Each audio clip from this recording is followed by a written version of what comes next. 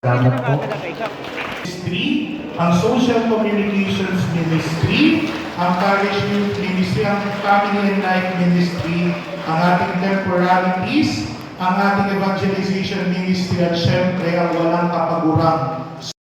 Father Orly, Father Julius, siyempre sa ating pinakamamahal na Mayor, ating Lalagay Lano,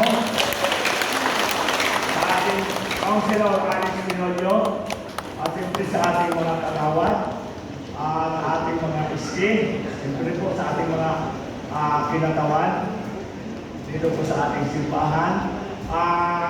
Ang simbahan po, ang barangay ay mayroon pong ugnayan. Yung sinasabi po natin na puwas, ugnayan ng simbahan at barangay na kung saan ginaos po natin sa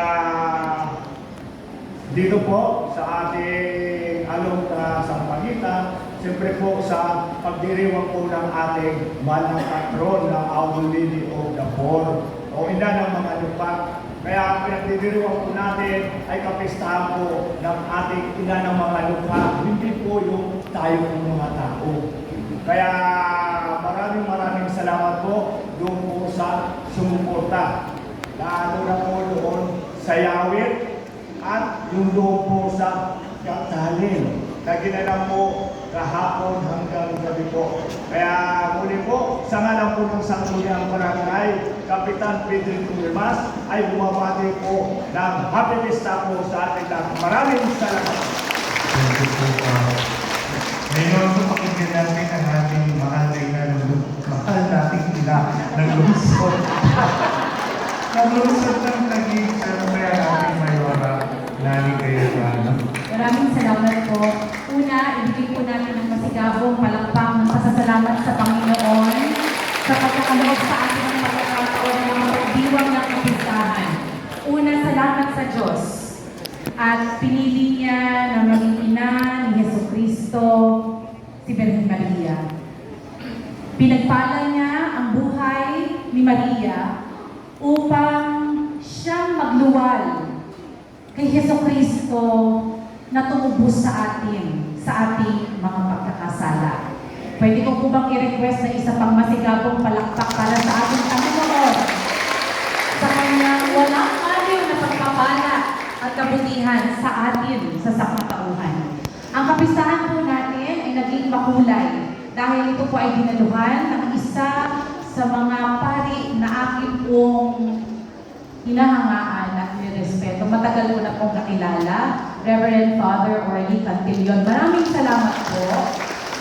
Father Julius, maraming salamat po. At sa ating napaka-dynamic, napaka-refreshing, at napaka-inspirational, Father Jay, maraming salamat and congratulations po. Habang nagsasalita po kanina si Father Jay, ramdam na ramdam ko po yung energy, yung passion. At kailangan po natin ito dahil ang Western Bikutan, palaki na ng palaki. Salamat at ibinigay ka sa amin ng Panginoon, Father Jay. May God bless you. Sa mga kasama ko po sa public service, ang City Council as represented here today by Councilor Alex Pinolio. Sa mga kasama ko po sa panunungkulan sa barangay, ang ating pong mga nagawad sa pamumuno ng ating pong Kapitan Pedrito Bermas, sa ating pong mga leader pang kabataan sa pamumuna ng ating SK Chairperson Kim. Thank you very much sa inyong lahat. Sa mga manggagawa ng simbahan, sa ating pong masigasig na hermana mayor ng ating kapistahan, Ate Jennifer Clay Cortin at sa iyong pamilya, maraming salamat, palakpakan din natin sila. Ito lang po yung mensahe gusto kong iwan sa inyong lahat, mga binamahal kong kabarangay dito sa Western Bikutan. Halo po ito sa napakagandang humiliya ng ating minamahal na si Father Orly Cantillon kanina. Kanina po, hinikaya tayo ni Father Orly na umili, dumamay sa mga kaibigan o hindi kakilala na dukha. No? Challenge po ito maging sa akin bilang mayor ng lungsod ng Taguig na palagi ang humanap ng paraan upang mas maramdaman, lalo na ng mga kababayan natin hikaho sa buhay na may malasakit at serbisyong masusumpungan sa kanilang pamahalaan. Kapartner syempre ang simbahan. Salamat po sa napakagandang paalala.